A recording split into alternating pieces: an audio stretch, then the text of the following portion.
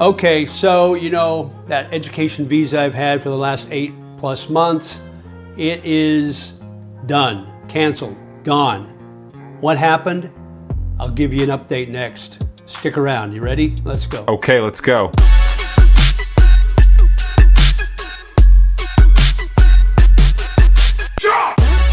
Okay, so if you've been following my channel at all, you know that I'm on an education visa here in Thailand, and I'm taking Thai language courses. I've been doing that for the last 8 months. My visa expires at the end of June, and then I had some options. I could extend and continue my courses for another 4 months to give me, I think, 12 months total. Or I can leave the country and come back on a free entry visa and then sign up for my level 3 courses, and that's an extra 6 months. The cost is the same, about 14,500 baht. Well, I was doing a little checking around, and I found an agent here in Bangkok, and I can get a retirement visa for 20,000 because I've got most of the things already taken care of. So it's on a huge discount, and it'll be for 12 months. Most of the time, if you get a non-O visa, if you're already in the country, you get 3 months to begin with, and then once you get your visa and your stamp and your passport, then your retirement is 12 months. So it's 15 months total. With me, since I'm already on a non-O visa, which is the education visa, they just will do the 12-month. And I've already got a bank account, so they don't have to worry about a bank account. So all the heavy lifting's done pretty much, except for just dealing with the paperwork and the all the forms and the immigration. So the cost of this for a 1-year retirement visa going through this agency was 20,000 baht, so about $600.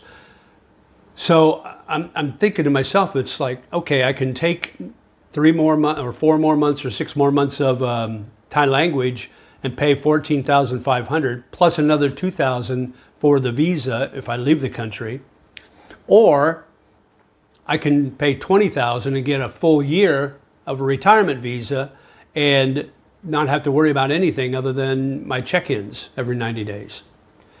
So my thought is that's a no-brainer. So what about the rest of my courses? So my level 3 is a conversational Thai course level. So my thought process now is I can take private tutoring. One of my teachers from Sandy Thai Language School teaches on the side as a private tutor, and she charges, I think, 300 or 400 baht an hour. So I can do that conversational lesson with her and save a bunch of money. And I can do it maybe once a week, maybe twice a week, just kind of depends. So that's my big update, guys. So here's what I'm going to do. I went ahead, I made an appointment with the agency, and I went in today and I paid the 20,000 baht, and they started the process. They got my passport and all the paperwork and everything.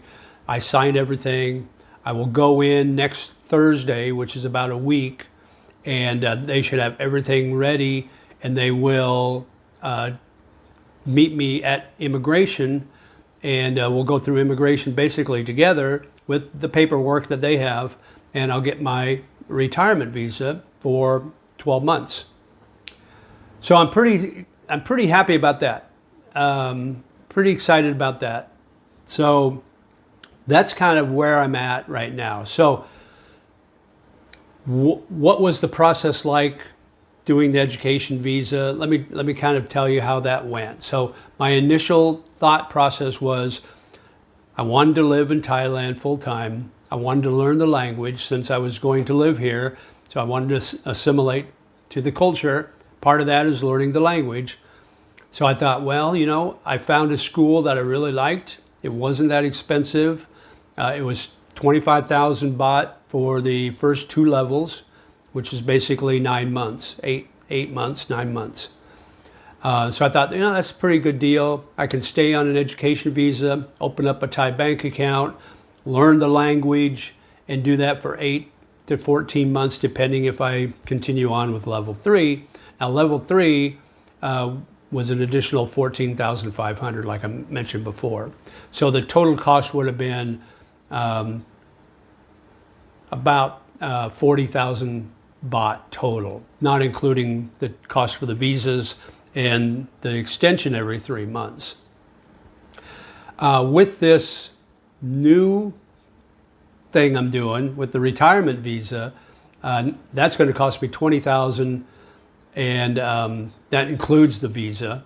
That includes all the paperwork and all the fees that the agency has, and it's for 12 months.